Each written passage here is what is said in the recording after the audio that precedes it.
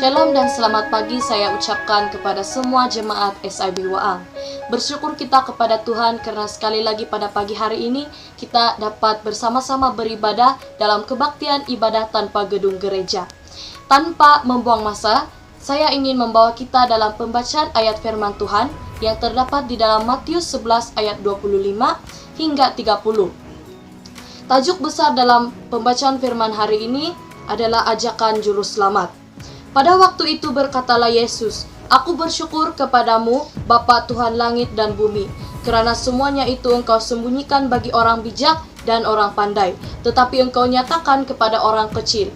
Ya Bapa, itulah yang berkenan kepadamu. Semua telah diserahkan kepadaku oleh Bapakku, dan tidak seorang pun mengenal anak selain Bapa, dan tidak seorang pun mengenal Bapa selain anak, dan orang yang kepadanya anak itu berkenan menyatakannya. Marilah kepadaku, semua yang letih lesu dan berbeban berat, aku akan memberi kelegaan kepadamu. Pikulah kuk yang kupasang dan belajarlah padaku, kerana aku lemah lembut dan rendah hati, dan jiwaku akan mendapat ketenangan. Sebab kuk yang kupasang itu enak dan bebanku pun ringan." Daripada pembacaan sebentar tadi, marilah kita sama-sama terus berseru dan berserah kepada Tuhan. Sebelum kita masuk dalam acara yang seterusnya, saya ingin membawa kita dalam beberapa bahan doa. Pertama, mari kita sama-sama doakan kesehatan setiap jemaat dimanapun kita berada. Kedua, untuk para frontliners yang bertugas saat ini, termasuk para dokter, juru rawat, tentara, polis, dan termasuk juga kementerian-kementerian yang terlibat, supaya mereka semua tetap bersabar dan kuat untuk menghadapi masalah yang sedang melanda sekarang. Dan ketiga, mari kita sama-sama doakan juga khusus untuk isu COVID-19 yang sedang berlaku saat ini, supaya Tuhan memulihkan 100% keadaan saat ini. Dan yang keempat, kita doakan juga pelajar dan pekerja yang terpaksa mengambil cuti. Dan yang terakhir, mari kita sama-sama doakan iman setiap jemaat, supaya kita sama-sama tetap kuat walaupun kita tidak dapat beribadah bersama-sama dalam gedung gereja, tapi kita tetap ada kerinduan untuk bersekutu dengan Tuhan. Mari kita ambil masa untuk berdoa tentang hal-hal yang sudah dinyatakan sebentar tadi. Kita juga bebas untuk menambah apa saja bahan doa, dan selamat beribadah.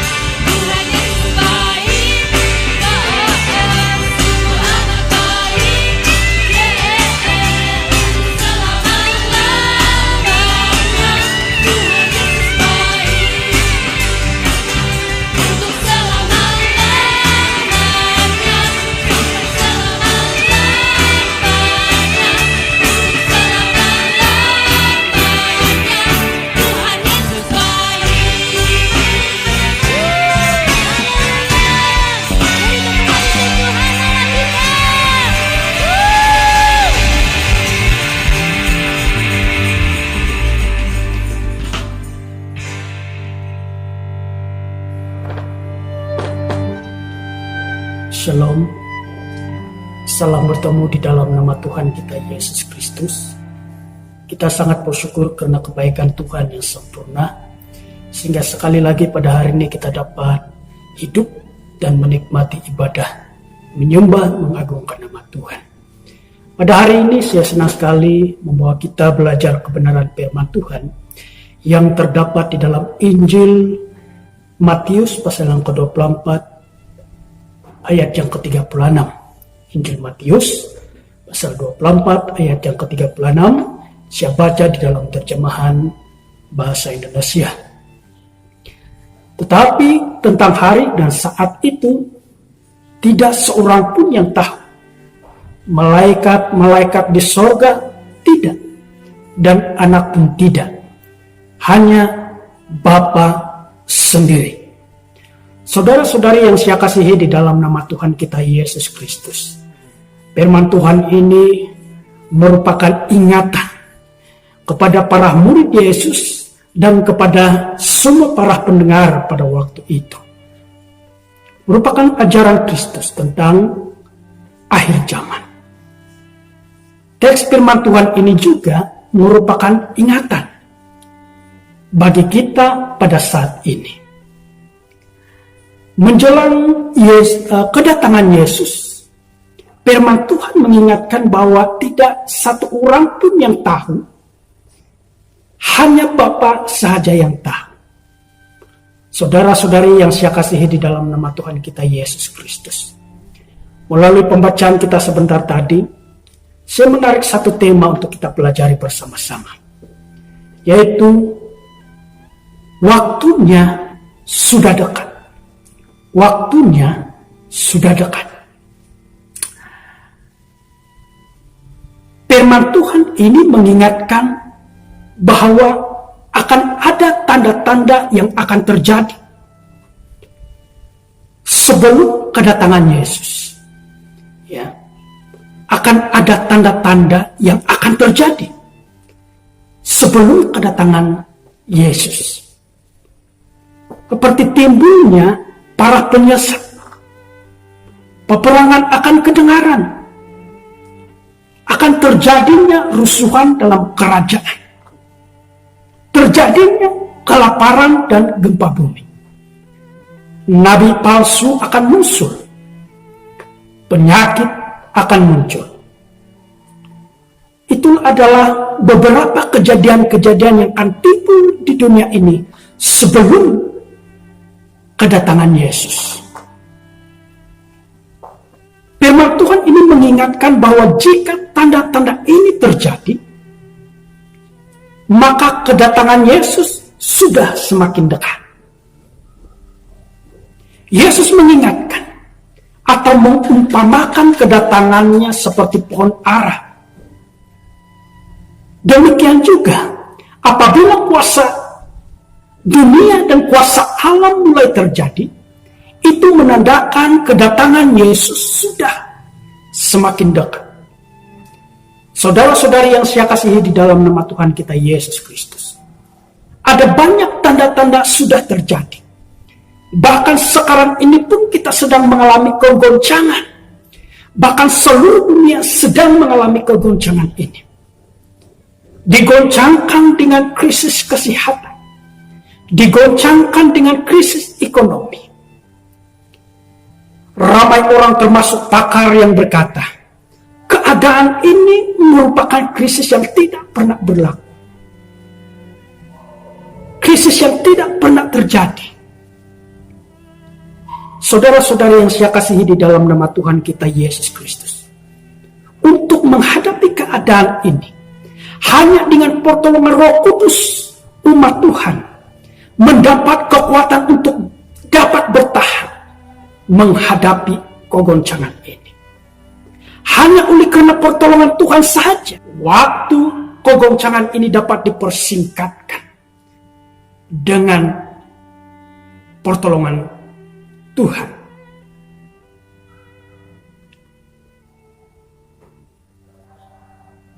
Mendapat kesempatan untuk menikmati hidup dan berubah. Itu kita dapat melihat di dalam ayat yang ke-22. Matius 24 ayat yang ke-22. Dan sekiranya waktunya tidak dipersingkatkan, maka dari segala yang hidup tidak akan ada yang selamat. Akan tetapi oleh karena orang-orang pilihan waktu itu akan dipersingkatkan. Apa yang menarik dari kata-kata ini adalah Tuhan yang menguasai waktu. Tuhan yang menguasai alam. Tuhan yang menguasai hidup.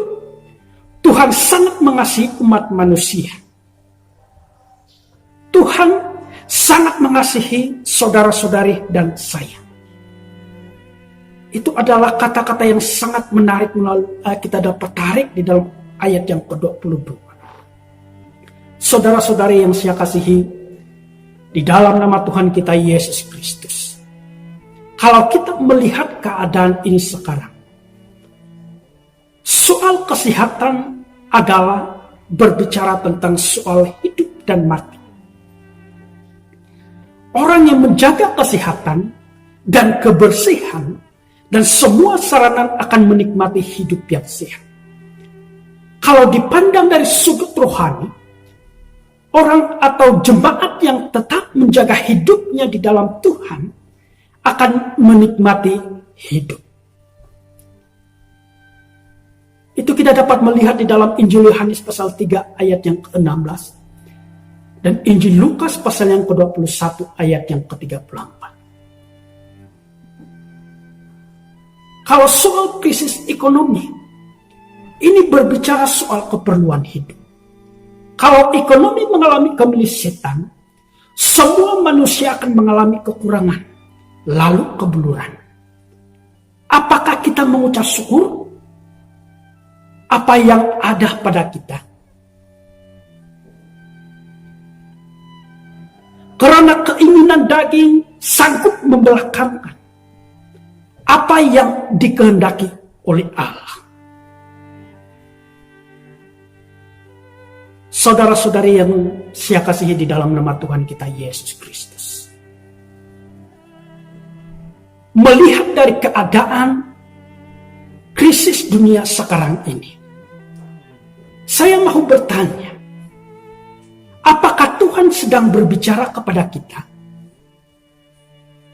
Dari keadaan sekarang ini, Tuhan sedang mengingatkan dan menyadarkan kita bahwa Tuhan Yesus adalah sumber hidup dan juga sumber kecukupan.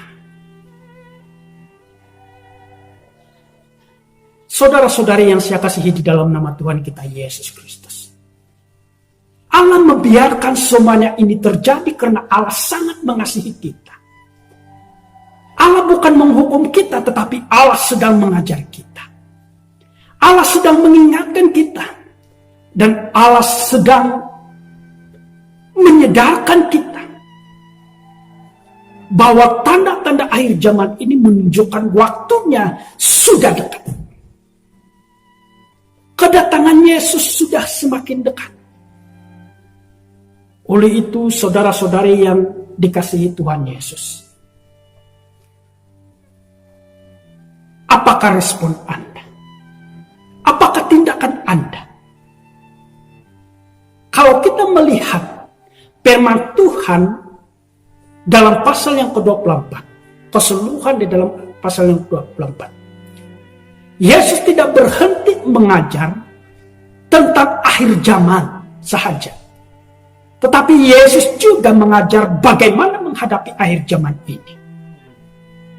Nah, ada dua sikap bagaimana menghadapi akhir zaman ini. Yaitu yang pertama, Yesus mengingatkan supaya berjaga-jaga. Sekali lagi, berjaga-jaga. Sikap berjaga-jaga adalah sikap yang peka dengan keadaan sekeliling. Yesus memberikan contoh atau gambaran seperti keadaan pada waktu zaman Nuh. Sebelum air bah terjadi, Allah mengingatkan bahwa akan terjadi banjir yang besar. Allah juga mengingatkan supaya membina bahtera. Saudara-saudari yang saya kasihi di dalam nama Tuhan kita Yesus Kristus. Firman Tuhan sudah mengingatkan bahwa kegoncangan yang akan terjadi di dunia ini menunjukkan tanda dunia ini bahwa waktu Tuhan sudah semakin dekat. Oleh itu, berjaga-jagalah.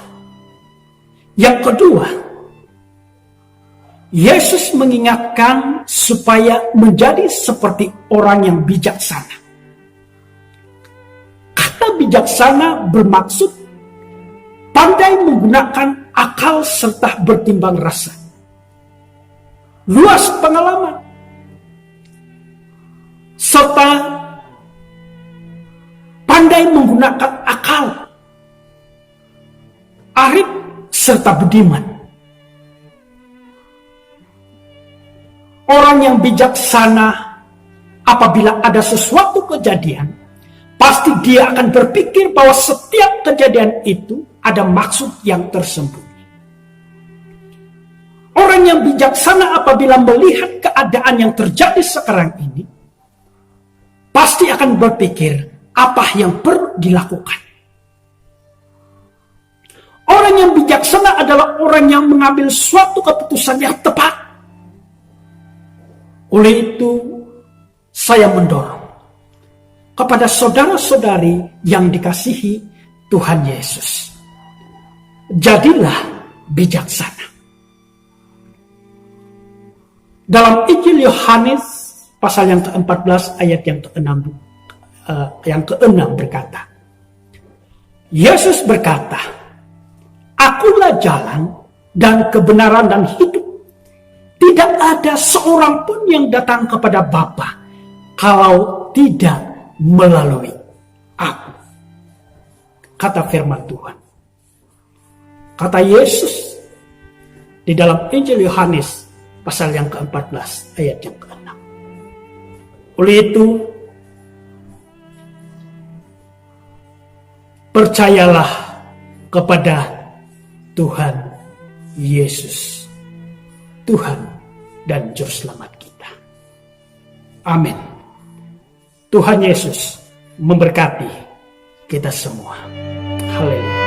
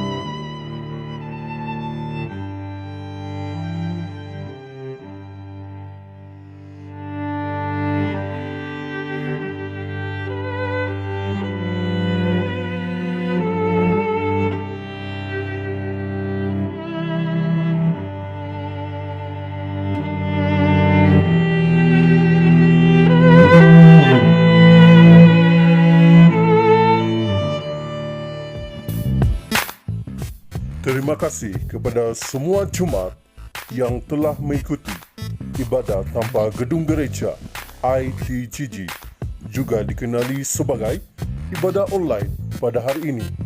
Sehingga kita berjumpa lagi pada hari dan waktu yang sama pada minggu hadapan.